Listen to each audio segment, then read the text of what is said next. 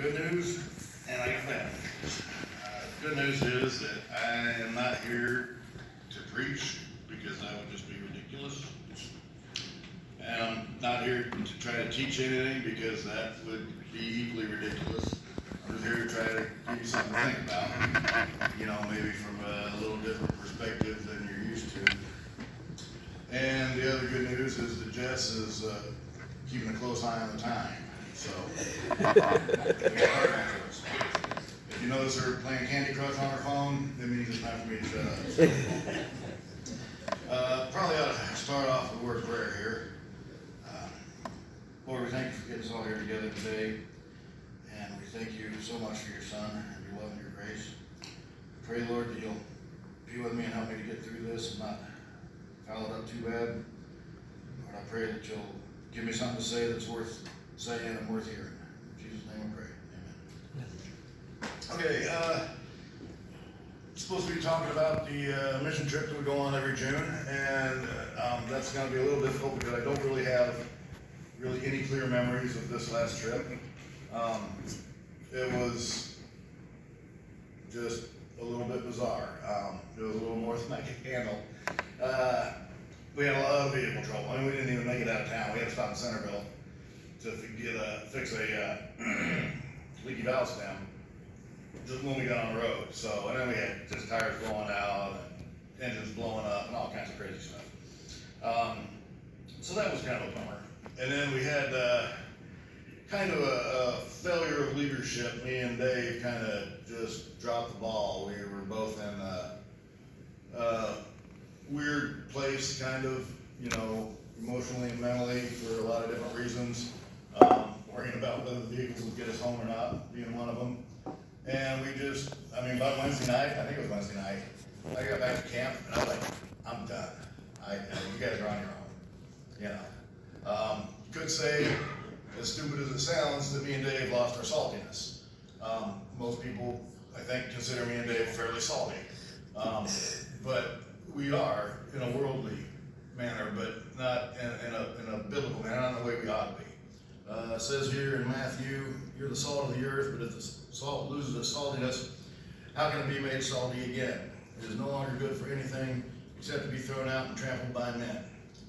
I gotta tell you, by Wednesday night, I felt pretty trampled underfoot, So, but I think in the long run, it was a good thing because it's when you're doing this kind of thing over and over and over again for years and years and years, you start kind of feeling like it's all on you, and you start thinking that if you're not there, the whole thing's gonna fall apart.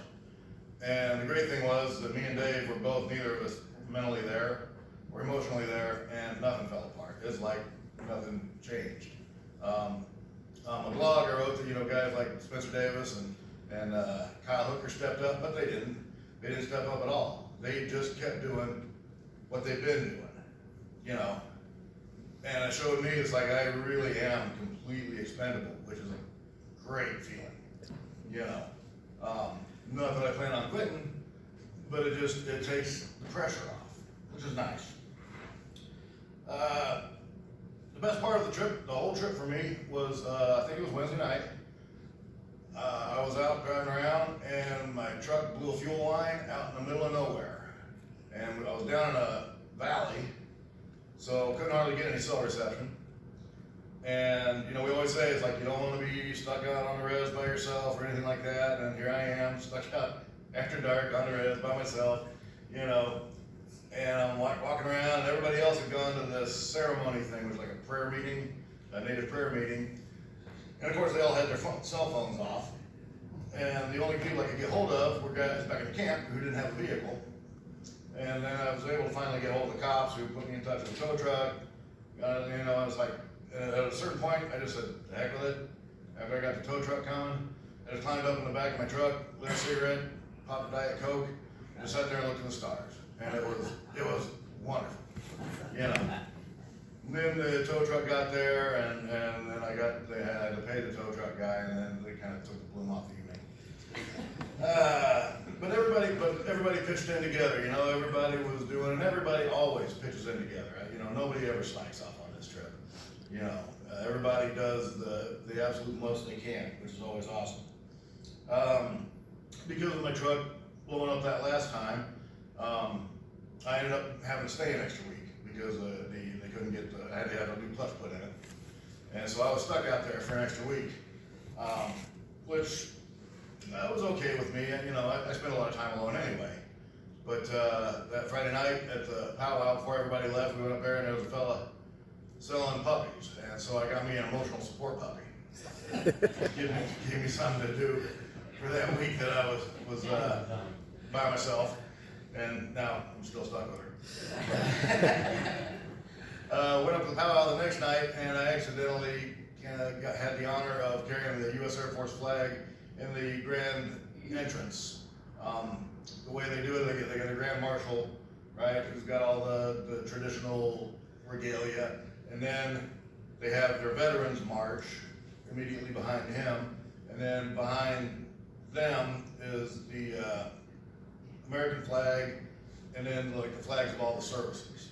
And they needed they needed volunteers to carry the flags, and so they were having a hard time, so me and a couple other fellows volunteered, and that was a real honor, and it showed me once again that I got no rhythm, because they don't march, they dance, and it wasn't pretty. I couldn't march when I was in the military, much less dance in time. But I mean, we had our friends there, you know, our native friends that we've gotten close with, Dwayne and Nancy Redis, Andrea Marshall, and others. And they'd come out to camp and visit me, you know, and the last night I was there, or the morning that I left, they came and took me to Rapid City, you know, so I could pick up my truck.